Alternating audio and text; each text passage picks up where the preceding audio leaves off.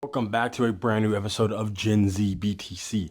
It's me, Satoshi Guapamoto, your favorite Bitcoin educator, and today we're going to be going over how Bitcoin goes from a $1 trillion asset to a multi-trillion dollar asset by taking market share from all of the other global assets that are used to store wealth.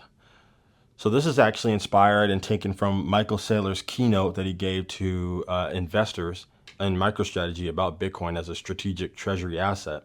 And essentially, what he's explaining here is that Bitcoin is right here. All these numbers represent the trillions of dollars that are in each of these forms of asset class, right? Bitcoin's right here. It's a tiny blip. It's only at 1 trillion currently. It's around $1 trillion of market share. And then we have cars and collectibles at 6 trillion, gold at 16 trillion, art at 18 trillion, equities at 115 trillion, money itself at 120 trillion, bonds at 300 trillion, and real estate at 330 trillion. The thesis is that Bitcoin will take about 7% of this global market share. That's the global market share currently. It's about $900 trillion in assets. And Bitcoin's just going to capture 7% of that. And this is what venture capitalists, this is what investors do. What you try to do is you try to look at a market, and when something new comes along, when something innovative comes along, you're trying to find a way to break in and take market share from what currently exists. All right. When Facebook came around, there was just MySpace and a couple other social media sites, but you're looking at Facebook thinking, how much of the market share can Facebook take away from MySpace? And it ended up being pretty much 100%. MySpace went out of business. When you look at Redbox, you're trying to see how much of this DVD company, how much market share can they take away from Blockbuster? How much could they take away from movie theaters, right? They're disrupting the industry. And then Redbox took over. They took over for quite a while. But then another version of that, the next evolution of that, Netflix came along. Okay, how can we break down a physical DVD and digitize that? That way we can give it to 1 million people, 100 million people all at once, and they can consume it an infinite amount of times. All right, when you get a DVD from Redbox, you have to bring it back. You're renting it, right? You can rent a digital movie as well, but it's lighter, it's faster, it's more convenient, and that is what led to the dissolving of Redbox. They went out the same way that Blockbuster did. A greater technology came, took more of the market share, and broke down the industry, right? And then the industry shifted. What's coming next to take market share from Netflix? I don't know. I'm not in that space, but something is probably coming. It's very hard for a company to be around for, more than a couple of decades. It's extremely difficult because people are always innovating because they understand if I can find a way to beat Netflix, that's a pot of gold that I can have right there because I'm stealing their market share. I'm taking that value. Bitcoin is looking to take the market share. It's looking to take the value away from all these other assets. Now, let's stop for a second. What even is an asset, right? These are all different asset classes. What even is an asset? An asset essentially is just something that is going to increase your purchasing power over time, whether that's by generating dividends or generating cash flow or generating a promise of future return, like the stock market. Whereas something like a liability is something that's costing the user money or that puts the user in debt. So when you get a mortgage, you don't have an asset, you have a liability. Once you own your home, then you are actually owning the real estate, then you own an asset at that point. When you buy a car, you're buying a liability because you have to pay for the bank's car. The bank gave you a loan for the car. That's why you cannot do modifications to the car while you have a loan. That's the bank's car. And if anything were to go wrong and they repossess it, right, because you don't make your payments, not only did you not make the payment, but you've altered their property. So you might be in big trouble on that one. So assets are something that you're not on the hook for. It's something that's making you money. Bitcoin is something that makes you money. It appreciates in value. The same way that certain cars and collectibles, right? Collectibles gain value over time, given enough interest and hype and speculation about the rarity. Gold gains value over time because gold is somewhat scarce. All right. They can't make as much gold as they can dollars, which is why people prefer to save in gold during times of high inflation because they know they're going to continue to print more money and that dollars are going to lose purchasing power, whereas gold will partially maintain its value against the devaluing dollar. Art A lot of rich people park their money in art. Jay-Z, I bought some artwork for 1 million. A few years later, that shit worth 2 million. A few years later, that shit worth 8 million. I can't wait to give this shit to my children. Rich people buy art because it's just a form of saving money. They're buying the art not only to look at it and maybe to put it in their house, but they're buying the art because they understand it's going to preserve their money. It's going to preserve their purchasing power. All right. Equities. Equities are things like the stock market, like ETFs, like your 401k, essentially. Equities are the S&P 500, the NASDAQ, the Dow Jones. And these industries are always getting bigger, right? Companies are always innovating. They're finding ways to be more efficient, ways to make more money, ways to scam you and get bigger. So equities are always getting bigger. Money, the money supply. This is not necessarily it's an asset because if you hold a lot of money, you can deploy that capital in order to buy something that is useful and productive, right? So money doesn't actually make you money. All right, this is a whole deeper concept we can go into another time. But like money itself, like US dollars, like holding dollars in your hand doesn't make you money. Like dollars don't make you money. You can make money with dollars. It's a big difference. So I can buy a car with money, which I can then use to go do Uber, or I can buy a warehouse with money that I can then start a business out of and start manufacturing car parts or whatever it is. But the money itself doesn't actually make you money. This has the opportunity to purchase other assets. Bonds. This is where governments park all of their money. This is where governments gain some of their interest. This is where governments issue debt, right? So when countries have to transact with each other, when super large players have to transact, they're not sending money through Cash App or through Bank of America. They're sending trillions of dollars in bonds and in treasuries. All right. That's why this market is so huge, because there's only huge institutional players and huge country-sized players in this market for the most part. And then finally, we have real estate. Because everyone pretty much needs a house to live in, we have a huge real estate market. And that's why the market share is bigger than all of these other ones.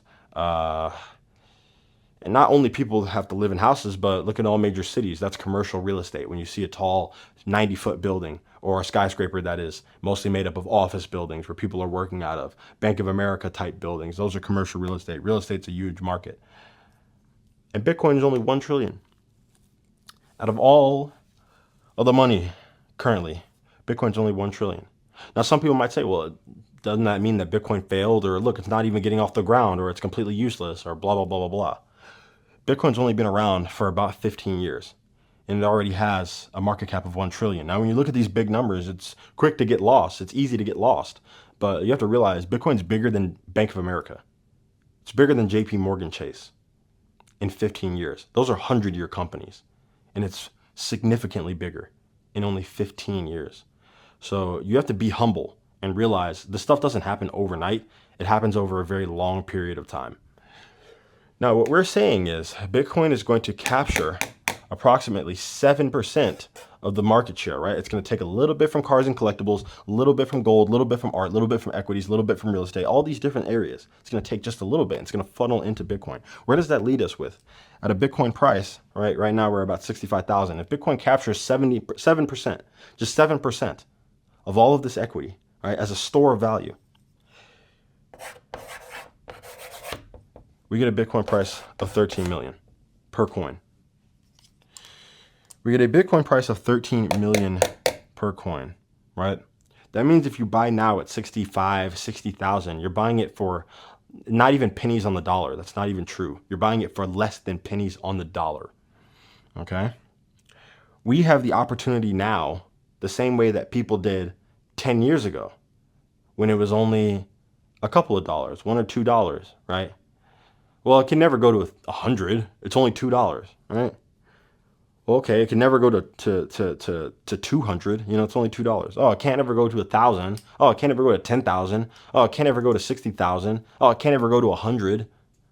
This game continues to go on. But why is that? It's because Bitcoin is finite.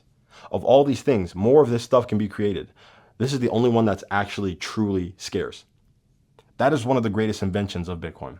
It is truly scarce. It's the only scarce thing in the entire world. In the entire universe. I lied. There's one other scarce thing in the entire universe, and that's time. Time is the only other scarce thing in the entire universe. And I know that sounds like a crazy statement. Oh man, this guy's tweaking. He's smoking crocodile. You know what I mean? Like, no, I'm not, all right? Smoking crack. I'm not a crazy person. I don't do crocodile. 1 trillion. It's going to capture 7% of all of this. That's lowballing, by the way, because once people realize, oh, this is actually scarce, this is a true store of value. Because half of the reason people are buying these things is because of utility, right? You buy real estate because you live in the real estate. You buy real estate because you're gonna run a business out of the office. You buy equities because, well, actually no, these are completely monetary. You buy art because, you know, I'm gonna put the art on. You know, I'm gonna put the art in my house. I'm going to put the art on my front yard. You know, I'm going to put the art up at a show. You buy gold because I'm going to put the gold on. I'm going to put on a chain. I'm going to put on a gold Rolex. I'm going to put on some gold penny loafers. You know what I mean? I'm going to put on gold cufflinks or whatever it is. So half of it is the utility, right? But the other half is the monetary premium. It's the ability to try to store value. Like people are buying gold because they're trying to store value. They're trying to not get poorer. You're buying art because they're trying to not get poorer. They're buying houses because they're trying to not get poorer. They're not just buying one house. They're buying entire blocks. That's why BlackRock and all these other institutions are buying so much land. They're buying so many single family homes because they understand, well, we're not just going to keep the money in the bank. Like they're not stupid. You know, that's what stupid people do. And that's how they go broke. They just leave their money in the bank or they put it under their mattress. That's the same thing. If you leave your money in the bank, you're just putting it under your mattress. You're just doing it in a digital form.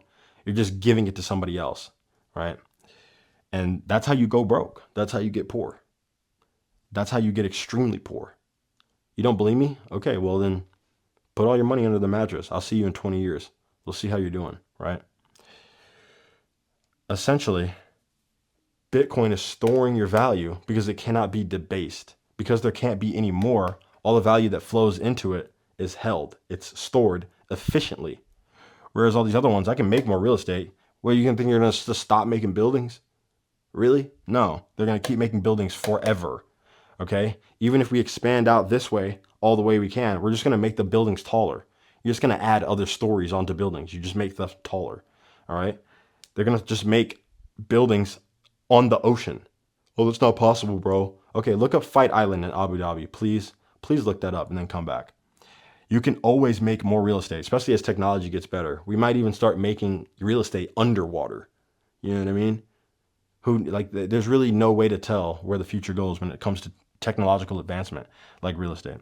Bonds, countries are probably going to stop using so many bonds just because, again, you're going to realize this is actually the treasury reserve asset. This is actually the store of value. This is actually how we do settlement across countries in very quick transactions, right? Final settlement. And also bonds have become weaponized, right? If you're Russia or if you're Saudi Arabia or if you're Myanmar or any country really, and you're on the bad end with the United States, if you have beef with them for whatever reason, you're not doing what they want you to do, then they can try to use bonds and treasuries as a form of punishing you, right? Let's say this is what happened with Russia, right? For whether you agree with Vladimir Putin or not, this literally happened. He had American treasuries, right? U.S. treasuries, which means that he has U.S. dollars, money that he can collect on and say, hey, I have these treasuries. I'd like to cash these in. Give me my money, please. They froze all the treasuries and say, you know what? I know that we owe you money. We're just never paying you back ever. Like, no, we're not going to pay you back ever. So bonds can be very dangerous, especially when the dollar has been weaponized the way that it is now. All of these different things, you can print more money. They do it every day. Equities, stocks and companies can issue more shares. Stocks and publicly traded companies have the ability to issue more shares, right? That means that you get diluted. That means the share price goes down. That means that you get poorer unless more people come flooding into the market to pump the price up again because they believe in the company. Basically, they can debase you here. Art is pretty scarce. You technically can't make any more Da Vinci paintings. You can copy them perfectly, but they won't be made by Da Vinci, right? So there is some scarcity here, but it all relies on how much value people are placing onto the art. Gold, you find more gold every single day. That's why we keep digging it up. Gold has an inflation rate above 1%, which means that the inflation rate of gold is higher than the inflation rate of Bitcoin. And then cars and collectibles, there's a reason why it's such a small segment. Certain cars fall into obscurity. Some of them become collector's items. This is not a good savings vehicle. If you're holding on to your Honda Civic, right, your 2020 Honda Civic, and hoping that maybe it'll be worth more in about 50 years if you take really good care of it, there's no guarantee of that happening. That's a very horrible savings vehicle. That's you trying to turn a liability into an asset. It's very unlikely that that's going to happen. Whereas Bitcoin is the only truly scarce, desirable, highly transferable, highly fungible of all of these things. It just has better properties of money. And for that reason, it'll capture some percentage of the market share over time. Not overnight, over time. This 13 million number, it's theorized, right? You won't get there. I'm going to try to draw it with 2 pencils at once. Oh, that was pretty good. You're going to get there in about 2045. Now, I personally think we get there way sooner than that, right? And it's because of videos like this, because of people in the space who are trying to educate others about why Bitcoin matters and why it's so interesting, why nothing like it has ever been made before, which is why you can't really compare it to everything else in a way that's accurate. We're trying to do so at this moment because that's just what people do. Bitcoin is really good. Well, compared to what? Because something's not good unless it's compared to something. And that's true. So, oh, these pencils are very heavy. Well, heavy compared to what? It's heavy compared to like a speck of dust. They're very light compared to a 20-pound weight. You have to compare things in order to understand what is greater and what is lesser. And Bitcoin is greater than all of these other assets, which is why I will slowly continue to eat them all. Now, if we fast forward to this year, 2045, Bitcoin looks a lot different. It looks a lot bigger. Bitcoin looks about this size. 2045, it's going to be probably, something like that.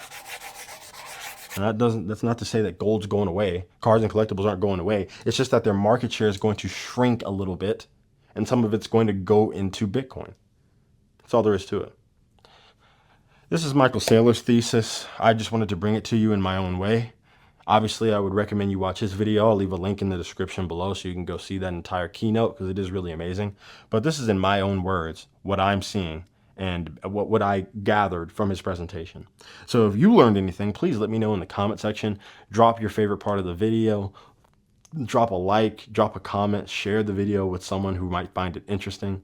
Let me know if you guys play these videos sped up. I always watch videos at 1.5 times speed just because I have some form of autism. So I appreciate you guys for watching. Let me know what you want to see in the next video, and I'll see you in the next video. See ya.